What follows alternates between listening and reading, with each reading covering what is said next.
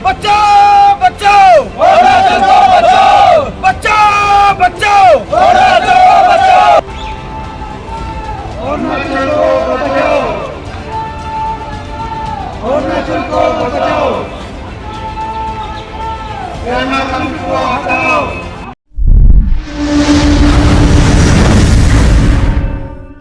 नमस्कार, आप देख रहे हैं नवयुग टीवी और मैं हूं आपके साथ अभिनव कुमार। अभी हम दिल्ली के जंतर मंतर पर मौजूद हैं और आप हमारे पीछे देख सकते हैं जिस तरीके से यहाँ पे हजारों अरुणाचल प्रदेश के युवा मौजूद हैं जो कि यहाँ करप्शन को लेकर लगातार आवाज़ उठा रहे हैं। अभी से कुछ दिन पहले भी इनका प्रदर्शन था और आज भी इनका प्रदर्शन है, तो सीधे हम इनसे जानने की कोशिश करते हैं और बातचीत करते हैं कि इनका किस मांग को लेकर ये लोग दिल्ली के जंतर मंतर पर लगातार धरना प्रदर्शन कर रहे हैं। हम आपसे जानने की कोशिश कर रहे हैं, आप लोग जिस तरीके से दिल्ली के जंतर मंतर पर लगातार धरना प्रदर्शन है, ये तीसरा धरना प्रदर्शन आपका दिल्ली के जंतर मंतर पर, क्या मांगे हैं आपकी? ये है अरुणाचल अगेंस्ट करप्शन। ये एक कलेक्टिव है ना, तो ये लोग अरुणाचल से 2400 किलोमीटर्स पैदल चल के आए हैं। मैं तो यहाँ में हूँ, मैं भी अरुणाचल से ही हूँ, लेकिन सपोर्ट करती हूँ क्योंकि इनका जो स्कैम एलिगेशंस है तो ये सीएम के ऊपर है। हमारा जो पेमा खांडू जो हमारा सीएम है उनके ऊपर ये आपने जितना देखा है 10 तो स्कैम है इसमें, जिसमें से हाइड्रो पावर स्कैम हो गया, पंचायत स्कैम हो गया, उसके अपने फैमिली एसेट्स एंड जो उसका प्रॉपर्टी है उसके ऊपर क्वेश्चंस रेज कर रहे हैं, माइंस एंड मिनरल्स के ऊपर। और जो हम लोग का जैसे स्टेट लेवल एग्ज़ाम होता है, जैसे यूपीएससी होता है तो एपीएससी भी होता है, उसमें स्कैम। तो अभी रिसेंटली अभी काफ़ी प्रोटेस्ट चल रहा है अरुणाचल में ये सबको सपोर्ट में भी, स्टेट में भी। और मतलब अभी रिसेंटली लीक ये भी हुआ कि जो इंजीनियरिंग का एग्ज़ाम होता है, जेई एग्ज़ाम होता है, यही एग्ज़ाम होता है, उसमें भी घोटाला हो गया। मतलब पेपर लीक कर दिया उन्होंने। मतलब इतना प्रेस्टीजियस है ये स्टेट का, इतना प्रेस्टीजियस एग्ज़ाम है, उसमें भी पेपर लीक कर दिया। तो काफ़ी अभी मास प्रोटेस्ट हो रहा है अरुणाचल में। तो प्रॉब्लम ये है ना कि ये सब नया बात नहीं है, बहुत पुराना, बहुत पहले से हो रहा है ना इतना करप्शन कि अभी like people are just frustrated. लोग थक गए ना अभी, मतलब कि और अभी ऐसा मुहिम निकल गया जो ऐसा निकल रहा है, तो ऑब्वियसली इट्स लाइक बहुत अच्छा है ना, लाइक प्लेटफॉर्म मिल गया एंड सब साथ में आ गया अभी। लाइक पूरा लिटरली पूरा state is like watching this ना, लाइक वेरी लाइक तो मैं आपसे जानने एंजाइटी भी है। तो ये स्कैम्स जो एक्चुअली है कि हम लोग we are not talking about छोटा मोटा scam, we are talking about 1500 crore ना, लाखों करोड़ का स्कैम्स है ये। तो ये सारा पब्लिक का पैसा है।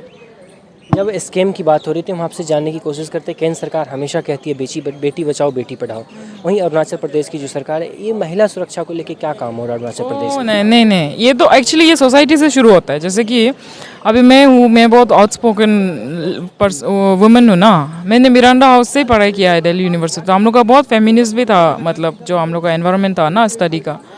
लेकिन बाद में सोसाइटी भी ऐसा ही है, थोड़ा पेट्रियार्की है ना सोसाइटी में ज़्यादा, तो वो चीज़ एनेबल होता है गवर्नमेंट से भी।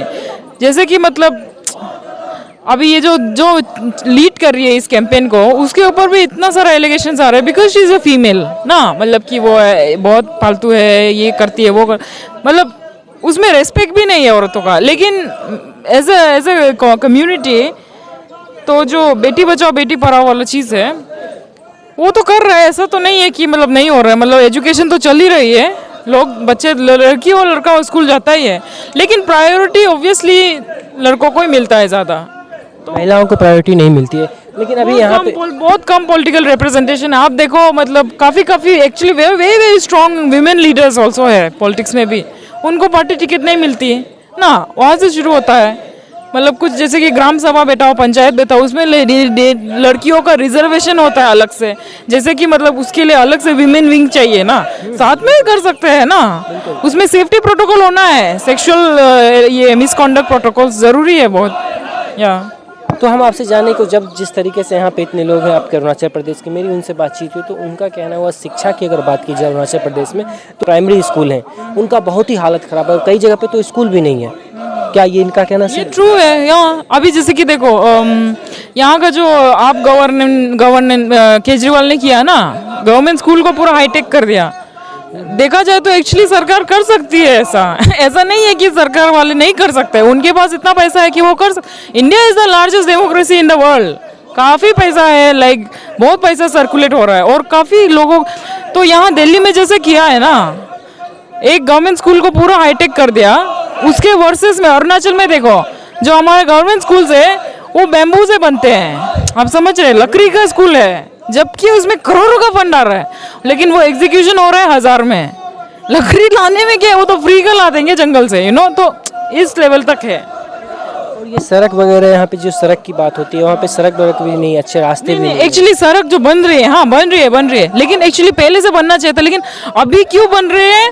अभी क्योंकि उनको हाइड्रो पावर डैम, बड़े बड़े डैम बनाने हैं, बड़े बड़े इंडस्ट्रीज, मतलब गवर्नमेंट स्टेट स्पॉन्सर्ड लगानी है, इसीलिए तो आ रहा है। अदरवाइज लोगों के लिए थोड़ी ना आ रहा है। लाइक कहाँ से है? पहले से तो है अरुणाचल, 50-60 ईयर्स हो गया, अभी सडनली वो लोग बना रहे हैं ना। मतलब वो भी एक पॉइंट है एक्चुअली, देखा जाए तो वो तो बनना है ही है, लेकिन मतलब अभी उनके लिए ज़्यादा बड़ा रीज़न है कि इंडस्ट्री कैसे पैसा कॉर्पोरेटाइज करे, ज़मीन को, लोगों के ज़मीन को कैसे छीन के डैम बना दे, ये कर दे वो कर दे।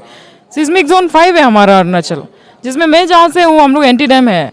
हम लोग को एंटी डैम है तो एंटी नेशनल, एंटी डेवलपमेंट बोलने की कोई ज़रूरत नहीं है, बैकग्राउंड चेकिंग कर लो, है ना। लाइक उसको ऐसे हवा में एलिगेशंस नहीं देना है, क्योंकि हम लोग के पास पूरा पेपर वर्क है, पूरा फैक्ट्स, पूरा डाटा है, साइंटिफिक रिसर्च हम लोग करते हैं, लॉन्च करते रहते हैं, लेकिन वो कहीं ना कहीं वो इन्फॉर्मेशन छूट जाती है, पब्लिक तक अच्छे से नहीं पहुंचता until unless there is actually a team who is mobilizing ना वर्कशॉप्स टू एजुकेट पीपल।